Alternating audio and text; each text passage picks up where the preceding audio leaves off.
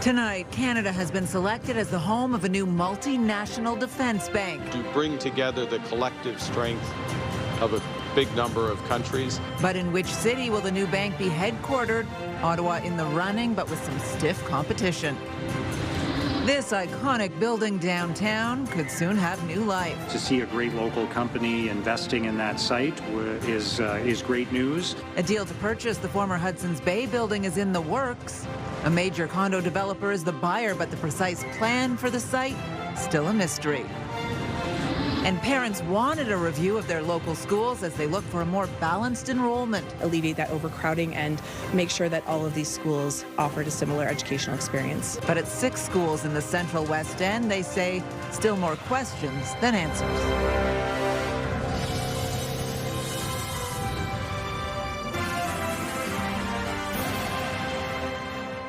Good evening. We begin tonight with word that Canada is about to become the headquarters for a multinational bank focused on defense and global security needs. Ottawa is one of several Canadian cities in the running to be the home base for the new venture. CTV senior correspondent Judy Trinh takes a closer look at how the bank will work and who it helps.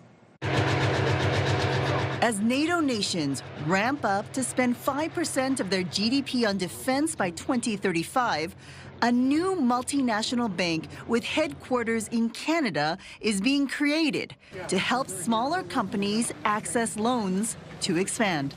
By pooling together, we're stronger financially, and it's a testament to Canada's reputation, Canada's commitment, Canada's financial expertise. The Defence, Security and Resilience Bank could consist of as many as 40 NATO nations and allies, all contributing to a funding pool of $135 billion U.S. Do you have in the Ottawa office? This Ottawa technology company uses AI to help the Royal Canadian Navy analyze the moves of enemy ships.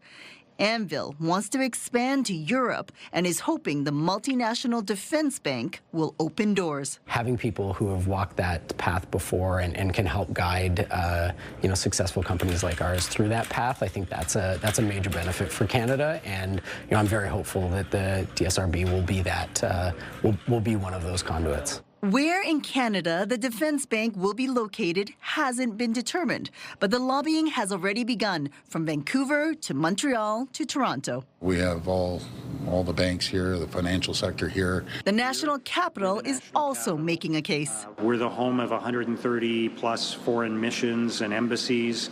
The World Bank is in Washington. It's not in New York City. This is the place where defense innovation is happening. At this point, no start date for the bank has been set, and it's also unclear how much each member nation, including Canada, will contribute to the pool of funds. Judy Trinh, CTV News, Ottawa. The former Hudson's Bay store on Rideau Street could be getting a new life. Less than a year after the retailer left the downtown Ottawa location, a deal is in the works to sell the landmark property. The 5-story building, which takes up 1.5 acres of prime downtown real estate, is located on Rideau, directly across from the Rideau Centre. CTV's Tyler Fleming is following this story for us and joins us live. Tyler? Yeah, Patricia, it appears the Bay is being purchased by a major Ottawa condo developer. And while the deal hasn't closed yet, its potential sale is already opening the door to what's next for the iconic 5-story building. A Hudson's Bay sign clings to crumbling red brick, all that's left of a retail icon. After the company's bankruptcy in June, the 5-story building on Rideau Street hit the market. Now the landmark property is one step closer to a sale. A numbered company tied to Claridge Homes has a deal to buy it. The cost unknown, but the purchase likely means a major redevelopment. Bill Bottomley lives just steps from the former Bay and calls the ongoing revitalization around the Byward Market exciting. I can walk to shop if I need to. It's wonderful to be able to do that. We're seeing a new concert hall, History Ottawa, opening there in the coming months. Other people are opening restaurants and hotels in the Byward Market. Visitor traffic to the market was up 50% last year over the year before. So to see a local company taking an interest in investing in a big way in an iconic building in the Byward Market is really exciting. Originally built around the turn of the 20th century, the property has heritage status, meaning the exterior will stay. Retail experts say the transformation inside could include a more modern approach with a mix of office, retail, and residential spaces. A location like that would definitely be favorable toward that. The days of department stores are fading fast. So that's why we're having a hard time digesting these legacy formats into new retail concepts. Owners of Byward Market businesses like Cozemia say the addition of condos to the area is key to ensure sustained long-term growth. It's good for everybody, yeah. Bottomley agrees. I'm sure that we'll see lots of more people down here, and it'll be fun for that. Now, Claridge Homes is not commenting. The sale is still subject to court approval as part of the receivership process, so it could still be a couple of weeks before more details on this emerge. Patricia. It is intriguing. All right. CTV's Tyler Fleming live for us tonight. Thank you. You can scan the QR code on the bottom of your screen to link to us online or visit ctvnewsottawa.ca. We'll have all of those new details on the possible sale of the Hudson's Bay flagship building as they become available. You can download the CTV News app right now. Just scan the QR code on your screen using your smartphone. The Ottawa Carleton District School Board has launched a review of 6 elementary schools in Ottawa's West Central area. It's a move that could bring boundary changes, new programs, and different grade structures. A grassroots initiative spearheaded by Parent Council sparked the review, but some are now raising concerns that the details have yet to be released. CTV's Caitlin Wilson joins us live now with more on this. Caitlin. Yeah, Patricia, parents say they pushed for this review, hoping to better balance enrollment and protect their schools, but details aren't expected to be released until the same day of the public consultation meeting next week, once again raising questions about transparency. Amanda Case has 2 children at Churchill School, where the alternative program is being phased out and the school is under capacity. Meanwhile, down the road, schools like Broadview Public School are over capacity. It didn't really make sense to us that some schools would be over capacity when a school just down the street would be struggling to fill classrooms. She's part of a grassroots initiative led by parent councils to try and fix that. Now the Ottawa Carleton District School Board is reviewing 6 elementary schools in the area: Broadview, Churchill, Elmdale, Fisher Park Summit, Hilson Avenue, and Woodruff Public Schools. The idea with this proposal is that we would, now that the board is transitioning to 2 programs, that we would be redrawing boundaries to allow for new programming to enter Churchill, alleviate crowding at Elmdale and Broadview, and also to let French immersion come into Hilson. It comes after the board scrapped a much larger elementary program and boundary overhaul last year. But changes to programs, including the elimination of middle French immersion and alternative programs, are raising questions about the future of underutilized schools like Churchill and Hilson. Both of those schools need the addition of new programming in order to remain viable and vibrant. Families have yet to see the full plan, and for some, that uncertainty is the hardest part. There has been a clear lack of transparency from the board since we lost our trustees. Parents say without details, it's hard to give meaningful feedback or make decisions for their children. There are also concerns about how and when programs like early French immersion will be phased in. When the supervisor is already talking about it but not sharing details with parents, that's not offering a process that's fully transparent and fully engaging the community. For Case, she's hoping the proposal is positive and keeps families together. That was very important to us, that children remain at the schools that they had previously been attending, so that they get grandfathered into that, and also that families were not going to be divided. CTV News reached out to the OCDSB but was denied an interview. The proposal is expected May 6th, the same day of the public consultation meeting, with a final decision expected in June. And the board says it's also looking at grade structures for those schools, with any changes expected to take effect September 2027. Patricia? All right, CTV's Caitlin Wilson live for us tonight. Thank you. Still ahead, bring on baseball season. The Ottawa Stadium will be sold out for the first time in more than 2 decades as the Titans pack the stands for their home opener May 8th, setting a new Frontier League attendance record. That story coming up. A live look now through our Centennial Glass sky cam. 8 degrees out there right now. Not a lot of excellent baseball weather on the way, but we have some time here as we check in with Jackie on the forecast and the rain that we had, the rain that may be coming our way still. Yes, well, you saw there, Patricia, just an hour ago, that camera was covered with rain droplets. It's since cleared. And for the most part, the rest of this evening, partly cloudy skies is what we are anticipating. Temperature-wise, right now, it's about 8-9 degrees throughout eastern Ontario, mainly cloud cover as well, moving through the valley. And right now in the Kemptville, as well as parts of the Seaway, we are still likely seeing light rainfall move through, but this should clear by the time the evening rolls around. Now, frost advisory is in effect because, yes, temperatures are going to be dropping in and around the freezing mark. And this is from Toronto as well as extending it to Montreal. For here in eastern Ontario, between Kingston and Brockville is what we are keeping an eye on. But we are still getting cooler temperatures here in Ottawa as well. -2 for our overnight, partly cloudy skies. Tomorrow, the anticipated daytime high will be similar to today, 11 degrees. We will get a burst of some sunshine for tomorrow morning, but by the time the afternoon rolls around, again, scattered showers is in the forecast. Patricia. Well, there's some reason for optimism for residents living along the Ottawa River in the Ottawa-Gatineau area tonight. Officials now expect water levels to reach a plateau over the weekend and slowly decline later next week. Ottawa received about 22 millimeters of rain last night and this morning. In an update this afternoon, the Ottawa River Regulation Planning Board said it was less rain than expected and water levels downstream of Pembroke will rise only slightly before plateauing this weekend. Gatineau's mayor is still urging residents to prepare for a possible second flood peak. There is still properties affected by the level of water currently. With the water rising again, more properties could be affected. We currently don't have an idea exactly of how many properties can be affected. What we see is that more streets could be covered with water, more home could be isolated by the water, and so this is why we invite citizens to get ready for what could be coming up in the next few hours. Ottawa River levels increased a centimeter at Britannia and the Hull Marina this morning. The river is expected to rise another 5 to 10 centimeters this weekend before stabilizing.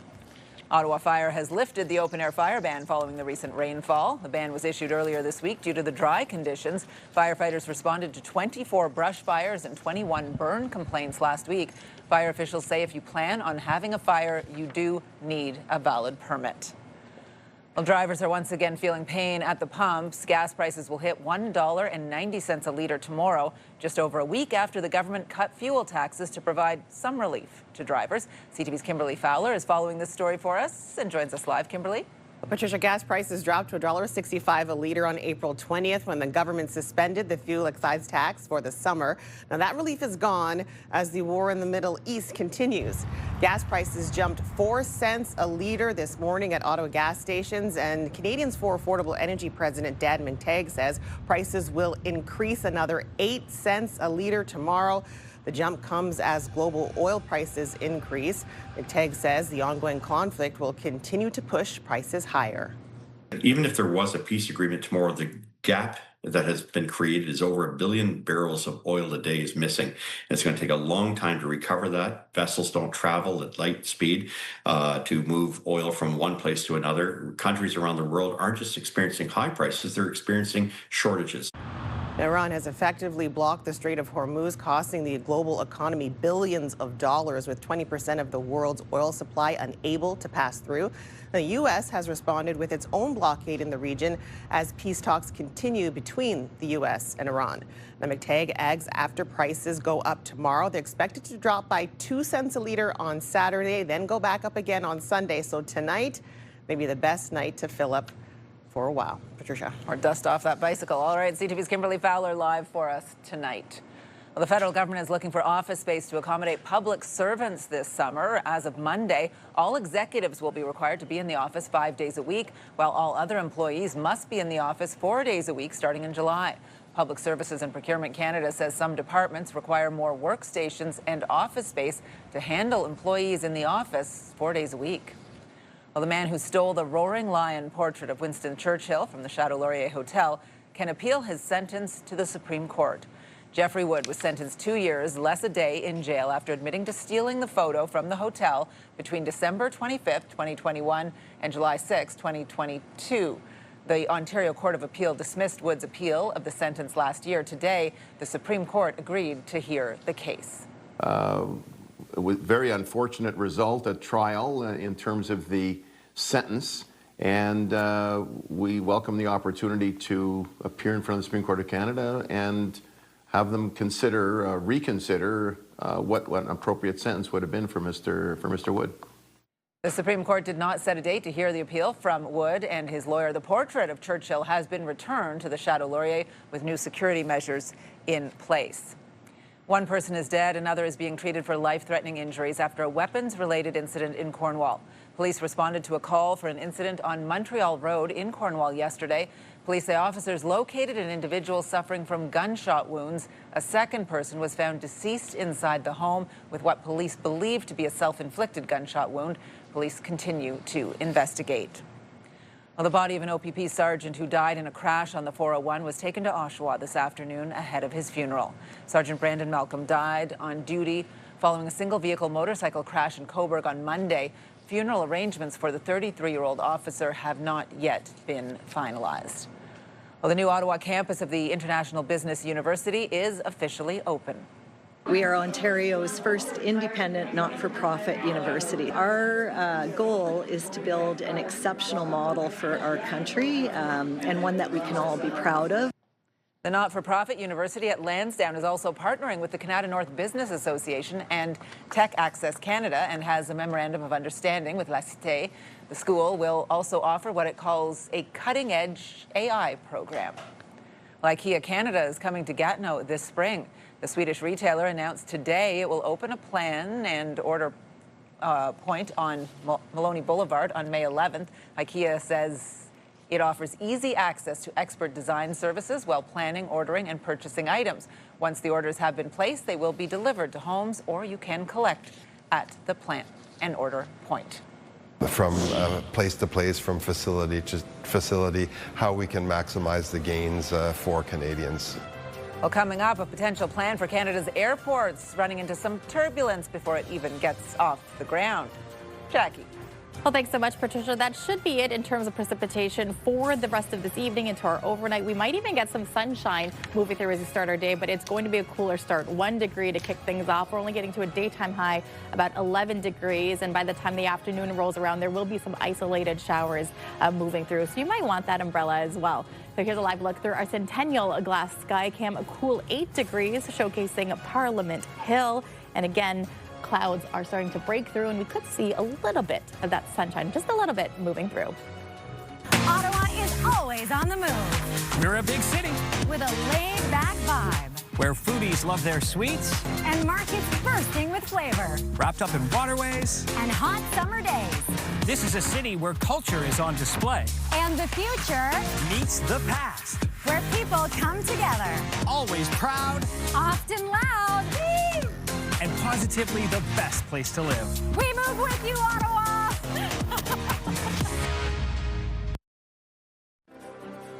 Taking a look at the roads on this Thursday, seeing some slowdowns in the usual spots. Not a terrible drive tonight.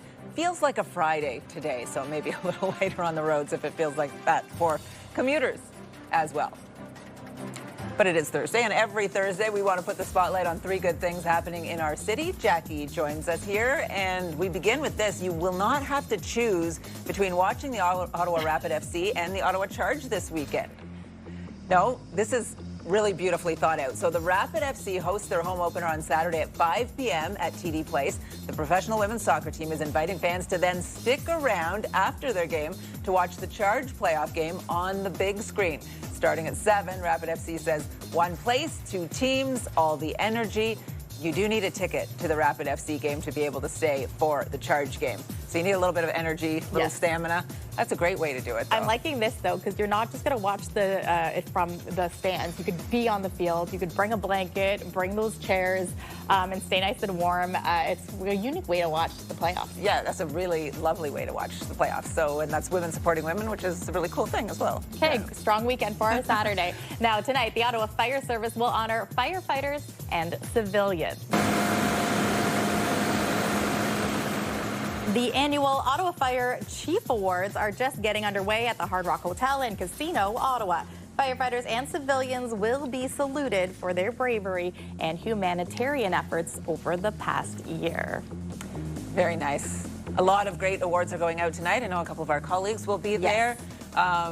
We're sort of trying to be there by doing little video announcements of some of the awards that'll be part of the show tonight. So. I was hoping that we could know who the winners were in advance because we teased that we're presenting a couple of those awards virtually, right? But we don't know who the winners are. I'm sure very worthy, for sure. And this is very cool. Some superheroes dropping by Chio to visit the kids.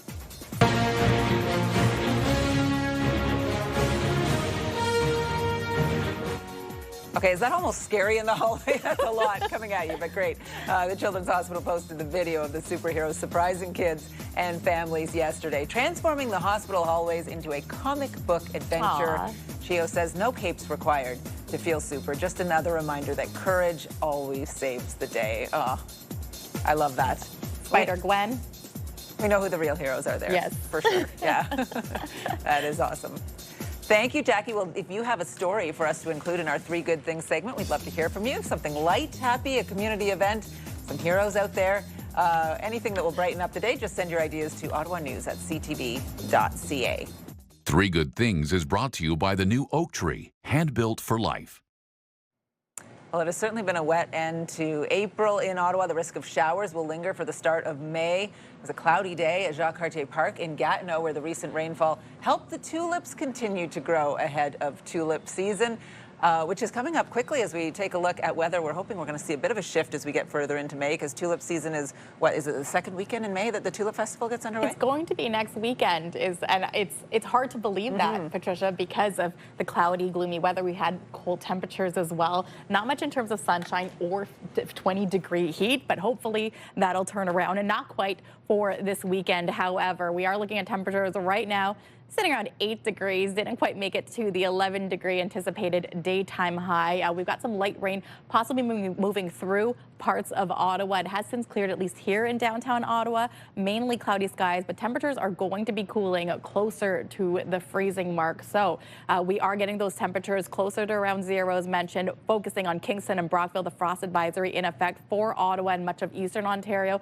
Tonight's lows really hovering around -2, -3. So if you do have plants outside, you definitely want to cover them up. Don't want to get ruined, because it is going to be a quite cool for the overnight lows. Now, tomorrow's daytime highs, not much of a difference from what we saw today. About 11 degrees for here in Ottawa, 12 along the Seaway, including Brockville and Cornwall. Brockville sitting around 8 degrees, and you do see a little bit of those rain icons moving through. It won't be until the afternoon that we could see some isolated scattered showers moving through eastern Ontario. Now, right now, you can see in Atlantic Canada, things have cooled down significantly. For St. John's is about 3 degrees, mix of sun and cloud, but you have the precipitation moving through Fredericton and Halifax, including in Quebec and Ontario, where, yes, in the last couple of hours, we have seen in Thunder Bay and Timmins, even Sudbury, the chance of flurries mixed in with that precipitation moving through. 11 in Windsor and Toronto. It's quite a different story, though, for our friends out west, where the temperatures are much higher, drier as well, not much in terms of precipitation. It's 21 degrees in Edmonton, Calgary at 19, Vancouver 17 degrees, and lots of sunshine moving in. A closer look at what we can expect for the weekend. Here's an early outlook for our Saturday. Mainly cloudy skies for Ottawa, Renfrew, and Pembroke. We will see a little bit of some sunshine moving through for the Saturday morning. It is in the afternoon, though. Kickoff for the Ottawa Rapid game is going to be at 5 o'clock. We may escape these scattered showers that are moving in, so we're keeping a very close eye on this, especially if you want to watch the Charge game afterwards outdoors as well. Now, this 7-day forecast is brought to you by Davidson Hearing Aid Centers, celebrating over 80 years in family business. 11 the daytime high for our Friday. Chance of showers for our Saturdays moving in 13 degrees well into Sunday. Sunday's going to be really nice, though. We are going to see a sunny break, and this will maintain those overnight lows, though, is still hovering around the freezing mark. But Monday, Tuesday, even into Wednesday, we are likely going to see the return of the showers moving through.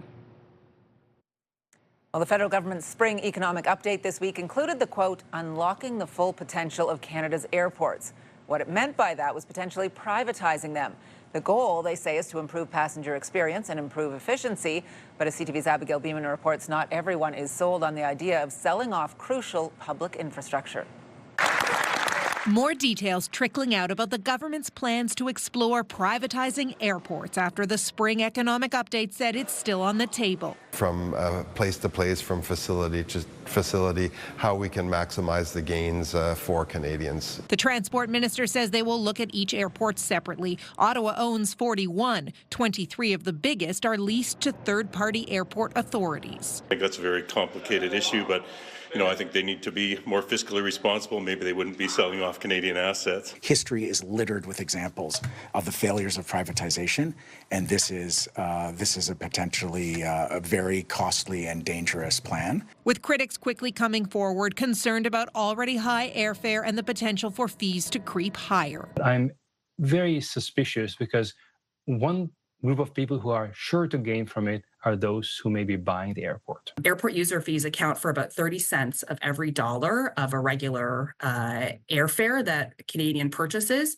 That's not an insignificant cost. And so if there is a way to lower that, presumably you'd be able to increase your volumes. This aviation lawyer says it's possible privatization could lower prices too. And at this point, the government seems to be looking at all kinds of options. We need to take a very close look before we proceed, precisely because there are cautionary tales in private investment at airport, but there are also genuine success stories. The head of Calgary's airport authority says he understands firsthand the pros and cons of privatization, but for now, if we can have a structure that keeps our world-class safety and security, keeps a high quality and affordability for passengers, and we drive our economies, if we can do that in a better structure, let's do it. And so let's have that conversation. Outside of Calgary, airport authorities across the country aren't saying much. The Canadian Airports Council sent us a one-line statement. They're working with the government on the evolution of the airport model and are exploring investment opportunities. Abigail Beeman, CTV News, Ottawa. Well, coming up, getting charged up for a PWHL playoff run. Tonight, oil prices hit a painful new peak. I'm fed up. I can't take it anymore. The simple gas-saving tips, plus what we are learning about a pipeline approved by Donald Trump to transport Canadian crude. Later on CTV National News and watch on Crave. CTV News community and weather anchor Jackie Perez. Weeknights. Our popular Team of the Week segment is back. If you want to be a part of our Myers Automotive Group Team of the Week, upload your video to ctvnewsottawa.ca. The clock is ticking towards the midnight deadline to file your taxes. Canadians must file their taxes today if they owe money on their 2025 year. CTV's Scott Hurst with some timely advice from experts. It may seem daunting if you have not yet filed your taxes just hours before the deadline, but for so many of us, it can be beneficial too.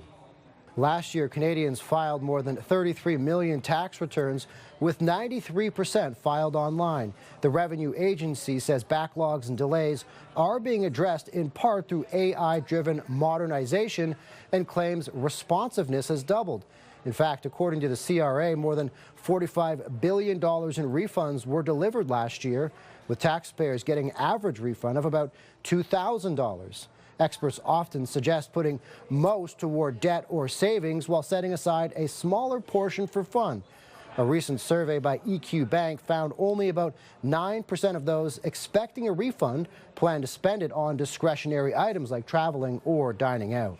Double check your slips, make sure that you've got all the slips. Look at your last year's tax return to make sure it looks consistent. This is the final chance for accuracy and completeness, because once you file it, to make changes, you have to go through a formal process to do that. So try to get things right, immediately.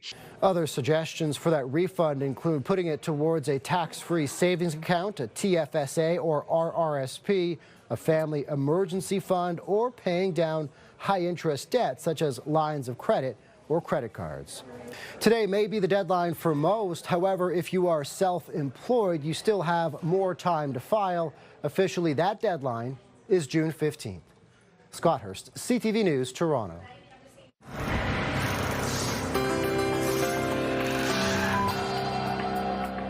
In tonight's big picture, a meteor lit up the sky in British Columbia this week. Dash cams and security cameras captured the meteor streaking across the sky over Vancouver Island a few nights ago. Wow. The meteor crossed the length of the island and the flash of light was seen as far away as Oregon. Well, now some other stories you need to know right now. Ottawa is getting charged up for the playoffs. Yeah! Mayor Mark Sutcliffe, councillors, and a few fans out at Ottawa City Hall this morning to raise the Charge flag. The Charge opened their first-round PWHL playoff series tonight in Boston. The Charge Avenue signs are also being installed on Bank Street for the playoffs. The Ottawa Titans home opener next week is officially sold out. The club announcing today all 10,278 tickets have been sold for the May 8th game. That will set a new Frontier League single-game attendance record and be the first sellout at the stadium since the Ottawa Lynx did it back in 2002. Ottawa Senators defenseman Jake Sanderson is a candidate for the Lady Byng Memorial Trophy. The award is given to the player judged to have exhibited the best type of sportsmanship and gentlemanly conduct. With a high standard of playing ability, Sanderson had 14 goals and 54 assists during the regular season and only 8 penalty minutes this year. Canadiens forward Cole Caulfield and LA Kings forward Anze Kopitar are also nominated for the award. Ottawa's major event centre near the Ottawa Airport has a new name. The EY Centre will now be known as the Cohere Centre, a Toronto-based AI company giving its name. The Security First Enterprise AI company was founded in 2019 and is focused on developing AI systems. The centre first opened back in 2012 and was rebranded the EY Centre in November of that year.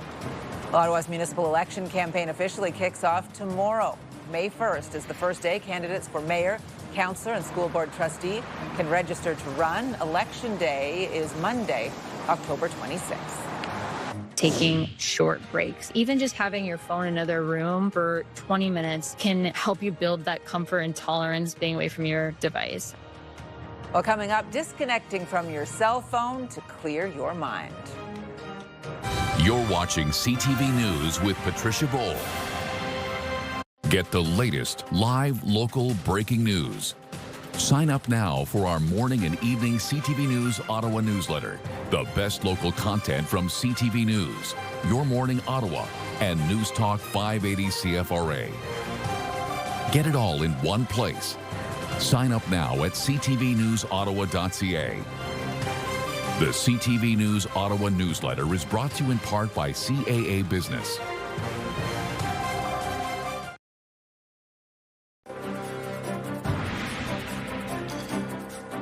Well, Ontario is considering a ban on cell phones in school, concerned that students are spending too much time on the devices during the day.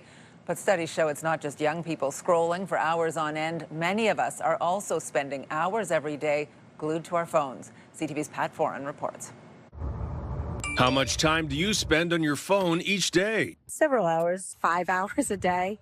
Listen to podcasts and whatnot, and then doomsday scrolling. A recent survey shows people pick up their phones nearly 200 times a day on average and spend more than 4 hours a day on them. Nearly half say they feel addicted. Too much. Excessive screen time can affect sleep, stress levels, attention span, mental health, and even our ability to connect with people in real life. So many notifications, so many texts, so many pings, all of your news is coming through your phone, all of your tasks and to-dos and emails are all coming through your phone, so that you get to a place of burnout where responding to a single text feels tiring. Consumer Reports says there are simple ways to cut back and reclaim some non-screen time. Start by just taking short breaks. Even just having your phone in another room for 20 minutes can help you build that comfort and tolerance being away from your device. You can also delete or limit time-wasting apps like social media, even temporarily. Mute noisy notifications, set your phone to grayscale to make apps less tempting.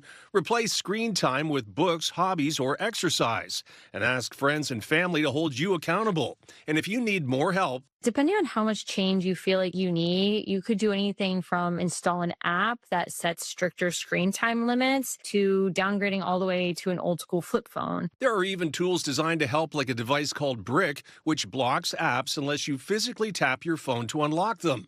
Whether you go high tech or back to basics, think less scrolling and more strolling.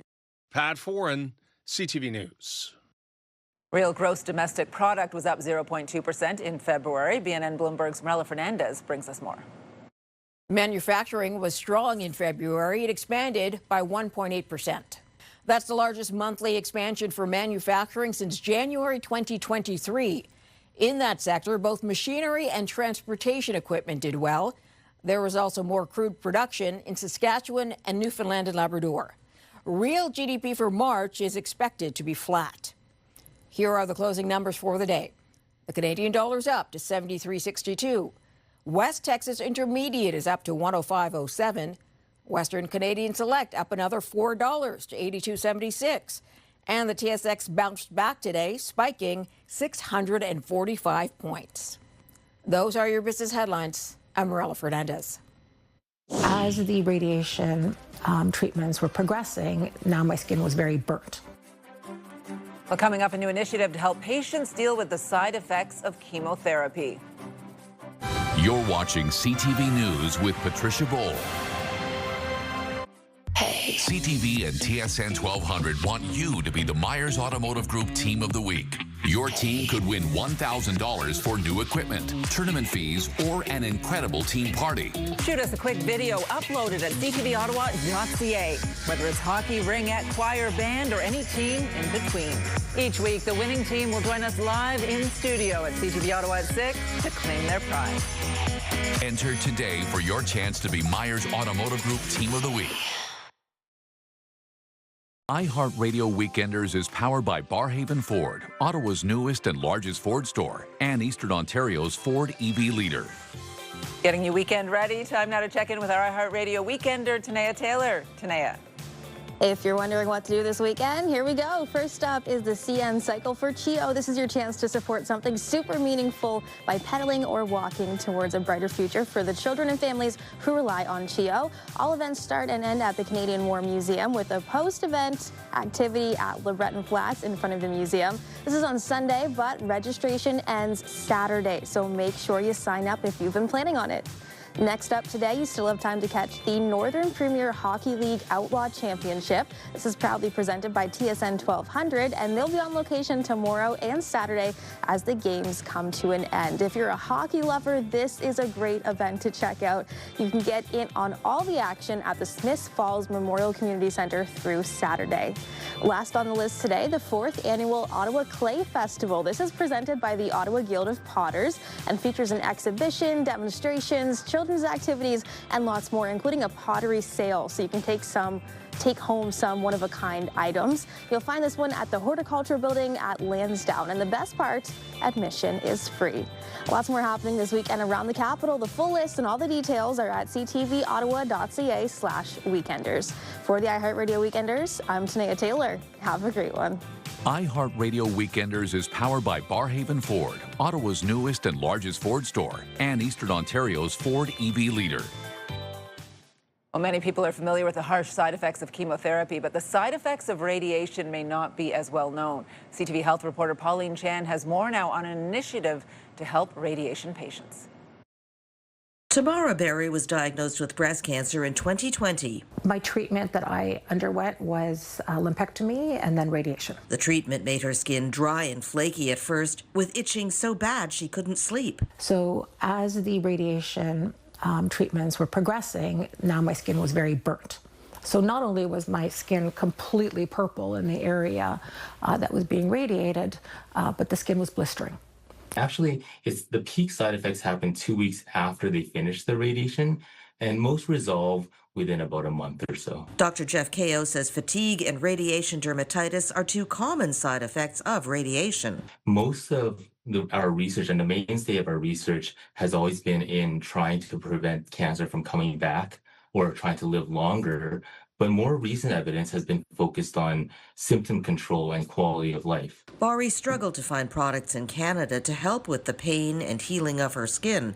She found some in Europe, and a friend sent her some soft, soothing cloths. She said you can also get the calendula flower, and you can soak it and make a tea, keep it in your fridge, and then dip these towelettes in it. She also reached out to cancer support group Give a Care, where she found they offered chemo relief products, but nothing for radiation. So she did some fundraising. We hosted a brunch that was called Booby Brunch. And did some research with Rethink Breast Cancer Canada, and now a new radiation kit is available. There's a barrier cream to use during treatment that helps with the itching and the flaking and calms your skin, the irritation.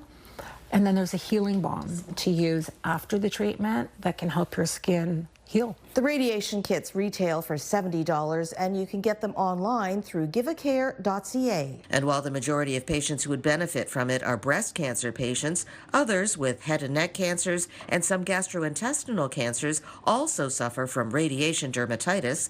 Proceeds from sales of the kit go to supporting patients and families dealing with breast cancer. Pauline Chan, CTV News.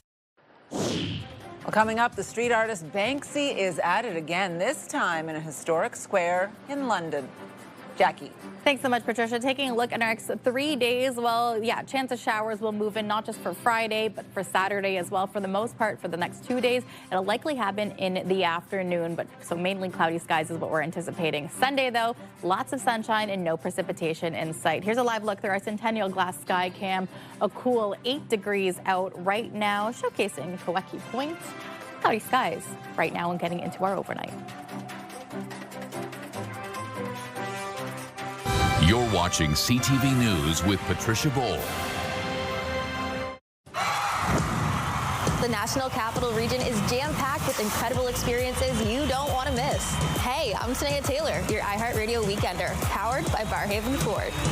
Get the inside scoop on all the biggest and best events every Thursday, Friday, and Saturday on CTV, Move 100, Pure Country 94, TSN 1200, and News Talk 580 CFRA. iHeartRadio Weekenders is powered by Barrhaven Ford, Ottawa's newest and largest Ford dealership, and Ontario's #1 Ford EV dealer.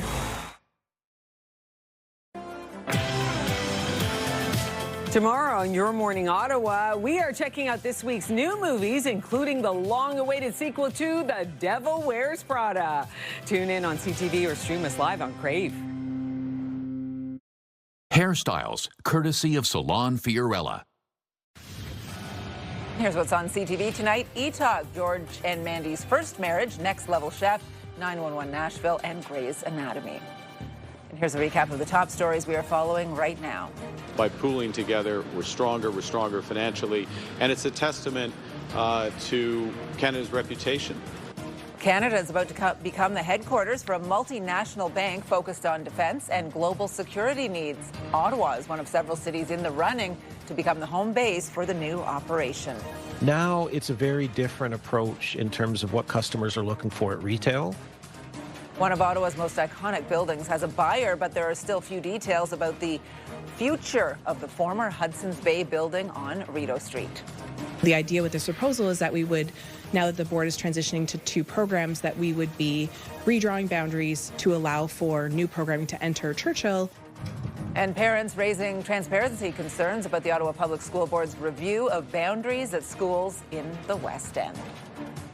A final look at the forecast, not anticipating as much rain as we saw last night, although last night we got a little luckier than maybe we might have as well. I mean, yesterday we were calling between 30 to 50 for parts of Eastern Ontario. We saw closer to around the 20-millimeter mark. The good news is for this evening into the overnights, clear skies for Ottawa Valley, even parts of the Seaway. Tomorrow morning you will see some sunshine as you head out the door for the last workday of the week, but then by the afternoon we could see scattered showers moving in for parts of the region. Tomorrow, cool start to the day, 1 degree, mainly sunny skies, only warming up to about 11 degrees. And then those overnights still hovering around the freezing mark over the next several days, including the weekend. It won't be until Sunday we see the sunshine return and stick around. However, Monday, Tuesday, return of the chance of showers moving through. It will likely be Wednesday, though, that we will see some significant rainfall moving in. A little warmer too, though, so nice. Yes. Thank you, Jackie. We want to check in and see what our team is working on for the 11:30 news. Kimberly will be on the desk tonight. I'm charged up, you're charged up, you're charged up. Yes, we've got the Ottawa Charge and Boston Fleet meeting up in the PWHL semifinal playoffs tonight, all for the Walter Cup. We'll recap Game 1 tonight. We'll also be at the Ottawa Fire Chief Awards. Dylan Dyson is there right now at the Hard Rock, Ottawa. And we'll have more on this story. A 7-year-old Ontario boy is looking to get back on his feet after losing nearly all of his mobility in 2022. His family is raising money to purchase an exoskeleton that'll help him walk. We'll have more on the tech behind it and the family's fundraising efforts. And you can get the news anytime, anywhere at ctvnewsottawa.ca. Join me tonight for CTV News at 11:30. That piece of equipment is so cool. I've seen it in action at CHEO, and it's amazing what it can allow someone to do. Very inspiring story, yeah, for sure. All right, we want to end with this. The mysterious street artist known as Banksy back at it again.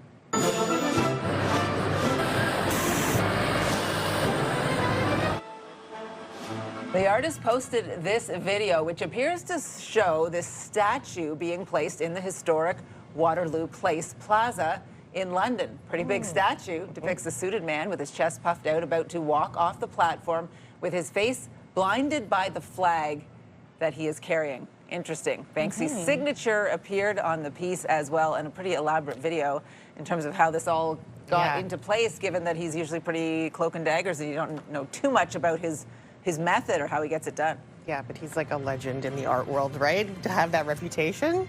You say you like the one where the art was auctioned off and then immediately shredded. Hilarious. Yeah.